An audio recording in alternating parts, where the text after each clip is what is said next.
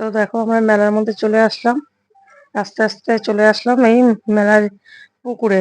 পুকুরটা মানে হচ্ছে যেখানে সবাই স্নান করতেই মেন, তো সবাই আসে। দেখো এই পুকুরটা এখনো দেখো ভক্তরা যারা আছে, অনেকে তো দূর থেকে আসে, ঠিক টাইম মতন ধরো পৌঁছাতে পারেনি সকালে, তারা হয়তো বিকেলে ঢুকেছে।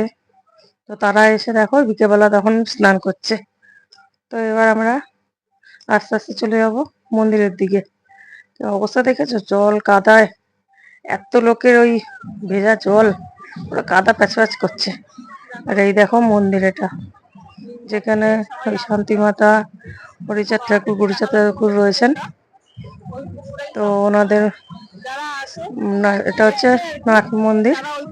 এখানেই দেখো সব ভক্তরা স্নান করে তো তারা আসছেই। তাছাড়াও যারা মেলা মন্দিরে গেছে, মানে মেলায় গেছে, তারা ওই মন্দিরে দর্শন করতে গেছে। তো এখানে দেখো বাতাসা লুট দিচ্ছে। এই দেখো বাতাসা লুট দিচ্ছে, প্রচুর লোকের সমাগম, প্রচুর লোক। দেখো ওই ভিতরে বসে আছে, এত ভিড় আমি তো ঢুকতেই পারিনি।